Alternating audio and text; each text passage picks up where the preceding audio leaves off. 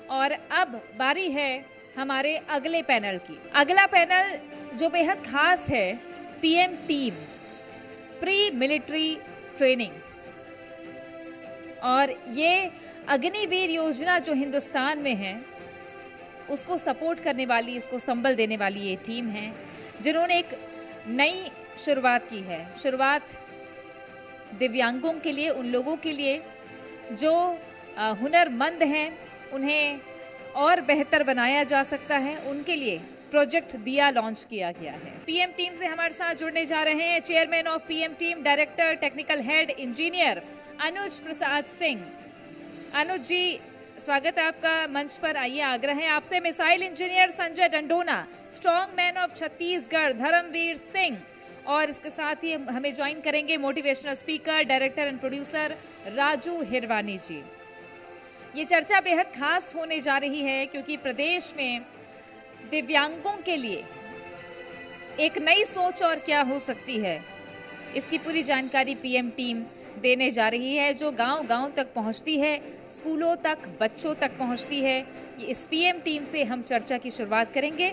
Over to you कोमल। बिल्कुल, और शुरुआत करने के लिए तृप्ति मैं चाहूँगी आप भी ज्वाइन करें हमें, ताकि हम जान सकें कि पीएम टीम ने कैसे शुरुआत की और किस तरह से आगे काम किया जा रहा है, क्या नया करने जा रहे हैं, शुरुआत कहाँ से की थी, किस तरह से लोगों की मदद करते हैं। अनुज जी, मैं आपसे शुरुआत करूंगी। बहुत मदद की है, जिनके पास कोई नहीं पहुंचता पीएम टीम पहुंच जाती है।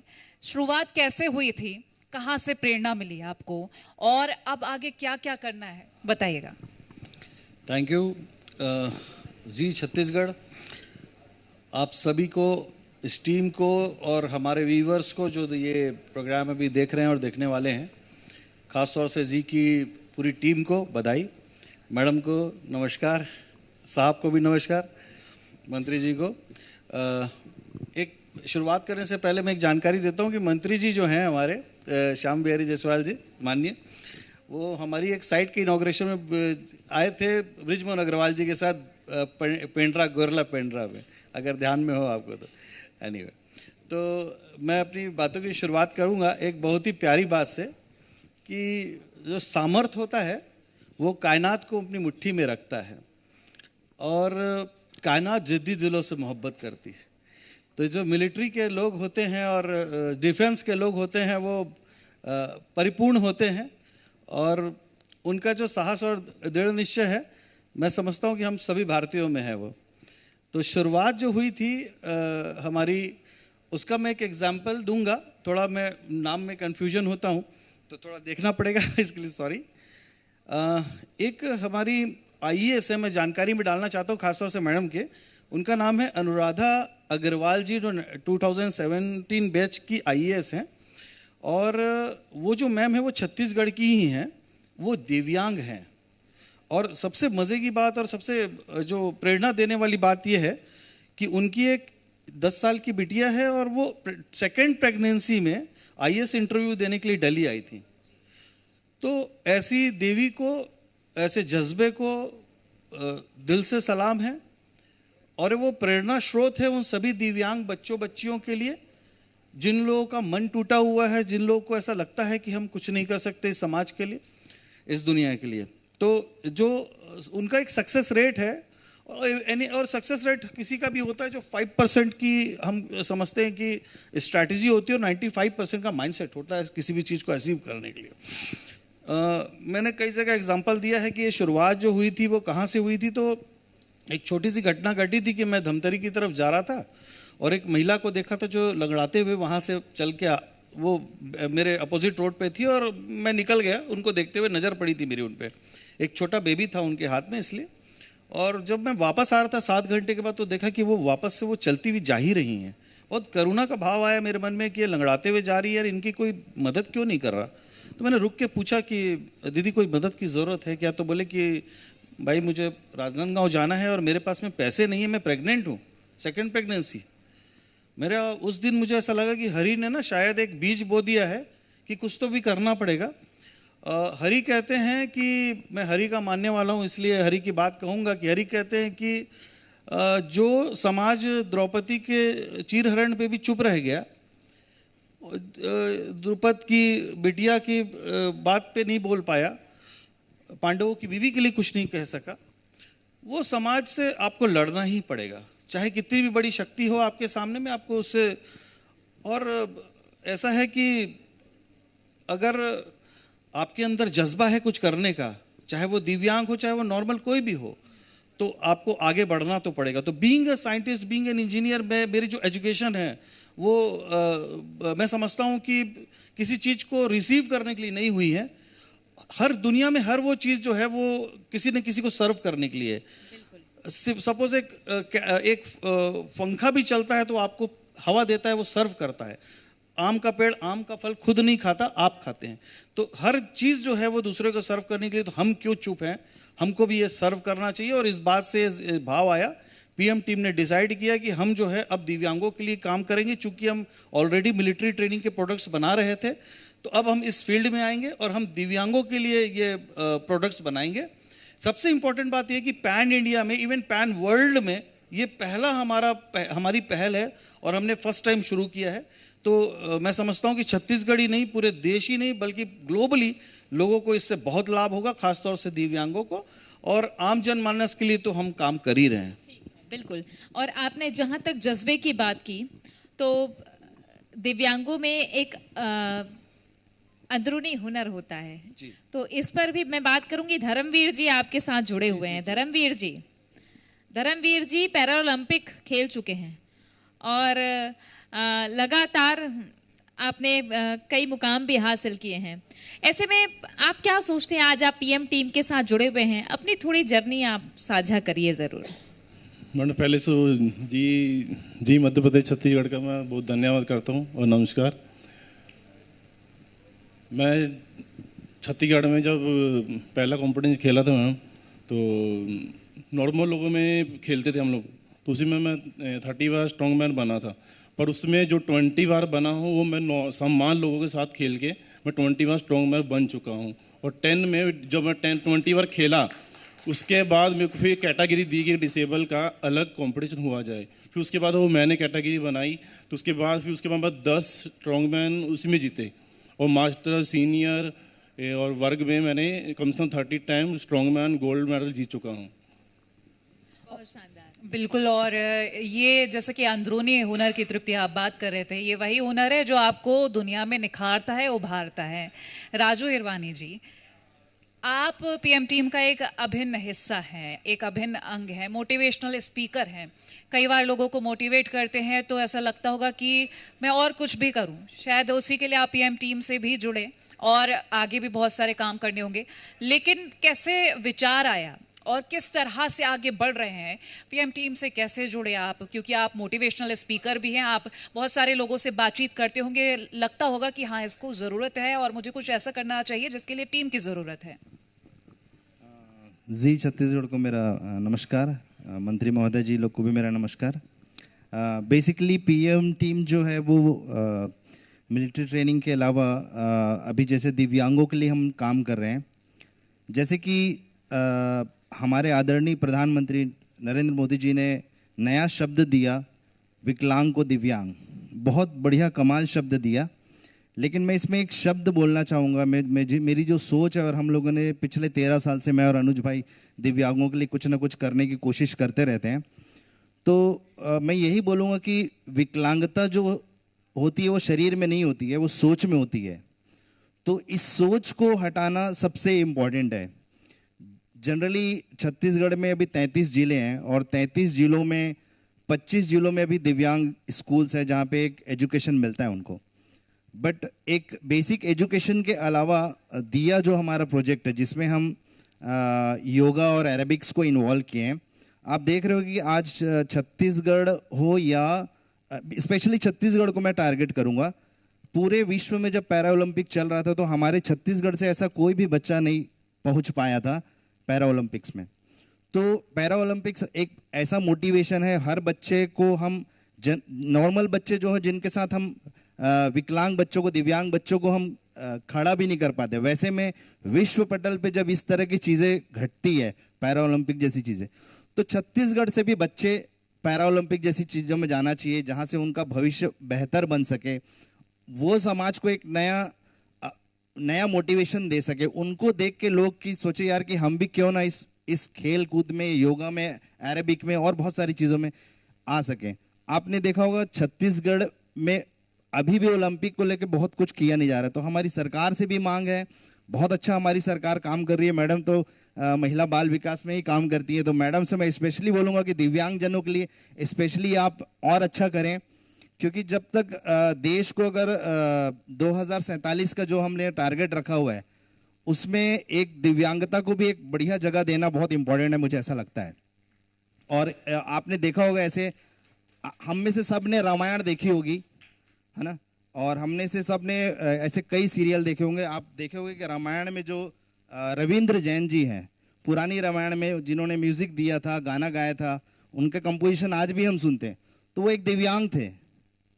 तो ऐसे ही बहुत सारी प्रतिभा होती है हर दिव्यांग में, बस उसको निखारने की जरूरत होती है। तो दिया हमारा जो प्रोजेक्ट है वो इस तरह के प्रतिभा को आगे लाने में एक मदद करता है। बिल्कुल। और जहाँ तक आपने पैरालंपिक की बात की, तो छत्तीसगढ़ से भी बच्चे जाते हैं और आपका दिया प्रोजेक्ट शायद उनको और रिकॉग्नाइज करेगा, जो आपको हेल्प करेंगे। ऐसे कई बच्चे हैं जो जाते हैं पैरालंपिक में और अच्छे अच्छे मेडल्स भी जीत के आते हैं। मैं संजय डंडोना जी के पास आऊँगी। एयरफोर्स, अभी तो ऑपरेशन सिंदूर हुआ देश में, उसके बारे में चूंकि आप रहे एयरफोर्स में, तो आप 2 शब्द ज़रूर बताइएगा, क्योंकि ये बहुत गर्व का पल होता है जब देश की बात होती है, देश के शौर्य की बात होती है। और पीएम टीम किस तरीके से काम करती है खास तौर पे बच्चों के लिए छत्तीसगढ़ में, गांव-गांव में? ऑपरेशन सिंधु तो अपने आप में बहुत ही कामयाब रहा, उसकी तो जगह जगह चर्चाएं हुई। भारत के जो स्वनिर्मित जो डिफेंस इक्विपमेंट थे, उन्होंने बढ़ चढ़ के इस युद्ध में हिस्सा लिया। और इवन जो हमारा जो मतलब एयर डिफेंस का जो स्ट्राइक रेट था, वो हमारा इजराइल से भी बढ़िया था। जो इजराइल और इसका ईरान का जो युद्ध चल रहा है, उसमें जो उनकी जो किलिंग प्रोबेबिलिटी थी, वो हमारी उनसे भी अच्छी थी, 98% की थी। और ऑपरेशन सिंदूर में एक चीज़ मैं बताना चाहूँगा जो मतलब कि यहाँ सभी के लिए बहुत ज़रूरी है। ऑपरेशन सिंदूर के दौरान जो सेनाएं थी वो तो अपना काम कर ही नहीं थी, लेकिन ये तो अच्छा हुआ कि युद्ध जो था वो 3-4 दिन में ही ख़त्म हो गया। लेकिन युद्ध अगर थोड़ा सा ज़्यादा चलता तो हमारी तैयारी क्या थी? तो उसके लिए सरकार की तरफ से तो बहुत कदम उठाए गए थे, जो जिसको पैसिव एयर डिफेंस बोलते हैं, मतलब युद्ध से बचाव का तरीका। तो उसमें काफ़ी लोगों को, एक सामान्य नागरिक को क्या करना होता है एयर रेड में, एयर वार्निंग जब हो तो उसके अलग अलग एयर वार्निंग के कोड हैं। तो उसके लिए हमारे पूरे भारत में से करीबन 54-55 जिलों में मॉक ड्रिल हुई थी। तो उस मॉक ड्रिल में मतलब चूंकि मैं मतलब भिलाई से हूँ, और भिलाई का जो इस्पात संयंत्र है, भिलाई इस्पात संयंत्र, वो एज ए स्ट्रेटेजिक पॉइंट एक बारूद का ढेर है। तो अगर बॉम्बिंग वहाँ होती तो बहुत ज़्यादा नुकसान हो सकता था। इसीलिए भिलाई में मॉक ड्रिल का एक मॉक ड्रिल कराई गई। लेकिन मैं आज की युवा पीढ़ी को बहुत मतलब मुझे बड़ा कष्ट हुआ। मॉक ड्रिल में मैं था वहाँ पे, और मैंने देखा कि मॉक ड्रिल को लोगों ने मजाक बना दिया। मतलब लोग वहाँ पे मतलब जैसे एक मॉक ड्रिल में क्या है कि आप जैसी मतलब परिस्थितियाँ खराब होंगी तो उस खराब परिस्थितियों में आप कैसे एक्ट करोगे। लोग उठा के उसको मतलब आपकी डेथ हो गई, आप गिर गए, आपका एक्सीडेंट हो गया, यहाँ पे बॉम्ब ब्लास्ट हुआ है, तो आपको कैसे करना है, कितनी जल्दी आपको मतलब वहाँ पे जाना है। हमारे यहाँ क्या है कि युद्ध की जानकारियाँ बिल्कुल नहीं है। बिल्कुल, PM और टीम वो से होना हमारी कोशिश बेहद जरूरी है। बिल्कुल बिल्कुल। और PM टीम में हमारी कोशिश रहती है जहाँ पे भी हम अभी ट्रेनिंग दे रहे हैं, हाँ। वहाँ पे इस पैसिव एयर डिफेंस के बारे में हम लोगों को बताएं, फर्स्ट एड के बारे में बताएं। और ये एक बहुत अच्छा कदम है जो पीएम टीम कर रही है। इसी के साथ ही मैं अनुज जी आपसे सवाल लेना चाहूंगी, क्योंकि आप बिजनेसमैन भी हैं, पीएम टीम को लीड कर रहे हैं, आगे लेकर जा रहे हैं, बेहतरी से हर काम कर रहे हैं, साइंटिस्ट भी हैं। आपके आविष्कारों को लेकर बात करना चाहूंगी। नो लाइफ लॉस वेपन, सही नाम ले रही हूँ ना? लाइफ लॉस वेपन, तो इसके बारे में जानना चाहूंगी, और इससे पहले भी शायद आपने और आविष्कार किए हैं। बहुत सारी जानकारियाँ जुटा लेते हैं आप लोग न्यूज़ वाले। एक इंटेलिजेंस है आपका ब्यूरो, ऐसा लगता है। तो इससे पहले नो फ्यूल व्हीकल का मैंने आविष्कार किया था, और अभी बहुत पॉपुलर हुआ। और उसके बाद अभी ये second no life loss weapon के लिए हम लोग तैयारी में हैं। इसका कॉन्सेप्ट मैं आपको क्लियर कर देता हूँ, और उससे पहले माननीय मंत्री जी को भी धन्यवाद देता हूँ। ये हमारे भैया भी आ चुके हैं हमारी साइट पे, pre military training centre Balod में, करनेवाड़ा। तो उसके लिए बहुत बहुत धन्यवाद। और बहुत मतलब एक गैप रह गया मैडम से ही खाली हम लोग को एक अवार्ड का। एनीवे, तो नो लाइफ लॉस वेपन का एक कॉन्सेप्ट ये है कि हम क्यों इतने बढ़िया ह्यूमन क्रिएचर को मार देते हैं। युद्ध हो चाहे किसी भी तरीके की कोई भी घटना हो, हम वेपन को क्यों यूज़ करते हैं। इसके पीछे एक सवाल था, और हम लोगों ने एक ऐसा वेपन बनाने की तैयारी की जिसमें हम किसी को मारे और वो मरे नहीं। देखिए, जिसकी फैमिली में डेथ हो जाती है या कोई चला जाता है तो वो बहुत ख़राब पल होता है, उसकी पूरी फैमिली सफ़र करती है। इसमें कई बार पैर और हाथ भी कट जाते हैं और लोग दिव्यांग हो जाते हैं। तो वो सारा का सारा बर्डन जो होता है वो पूरे के पूरे परिवार पे आ जाता है। तो हम लोगों ने एक ऐसा वेपन रेडी करने की कोशिश की जिससे कि कोई मरे ना, लेकिन वो एक ब्रेन पैरालाइज हो जाए या फिर वो कुछ समय के लिए उसकी मेमोरी लॉस हो जाए, बट वो अलाइव रहे, काम कर रहे। चाहे वो वर्ल्ड के किसी भी कॉर्नर पे, ग्लोबली, सिर्फ इंडिया ही नहीं, वर्ल्ड में कहीं पे भी अगर वॉर होती है तो उसका सबसे बड़ा खामियाजा मैन पावर लॉस है। क्यों हम ह्यूमन क्रिएचर्स को इस तरीके से मार रहे हैं, बस ये एक कॉन्सेप्ट था और हम लोगों ने लाया। बट मैं आपको एक चीज़ क्लियर कर देना चाहता हूँ कि पीएमओ में हमने लेटर डाला है, अभी परमिशन नहीं ग्रांटेड हुई है। जैसा चल रहा है वैसा चलने दीजिए, और फिर आ करके बात कीजिए कि इसके बारे में और क्या आपके पास डिटेल्स है, फिर हम इसकी तैयारी करेंगे, ऐसा उनका कहना है। बहरहाल अभी जो हम जिस चीज़ की बात कर रहे थे कि दिव्यांग की लोगों की, तो मैं आपको फिर से एक बात क्लियर कर देता हूँ कि चूंकि मैं एक टेक्निकल हेड हूँ पीएम टीम का, और बीइंग एन इंजीनियर मैंने कई सारे ऐसे इक्विपमेंट दिव्यांगों के लिए तैयार किए थे। इन आविष्कारों के अलावा भी कुछ और भी काम हुए हैं, जैसे कि एक मान लीजिए कि एक शू है, एक ब्लाइंड व्यक्ति पहनता है, तो उसमें चारों तरफ वाइब्रेटर्स लगे हुए, वो बिना छड़ी के कहीं पे भी जा सकता है। एक तरीके के टेस्ला शूज़ हम लाने की कोशिश कर रहे हैं, और बहुत जल्दी लेकर के आ जाएंगे, फ्री ऑफ कॉस्ट हम गवर्नमेंट को देंगे। आप इसको पहले टेस्ट कर लीजिए और आप इस पर काम कीजिए। मतलब इसमें हमारा उद्देश्य केवल ये है कि जितने भी दिव्यांग लोग हैं वो अपने आप को दिव्यांग ना समझे, वो अपने आप को विकलांग ना समझे, वो अपने आप को सामान्य समझे, और सामान्य मेन स्ट्रीम में हम ला करके उनके साथ काम करेंगे।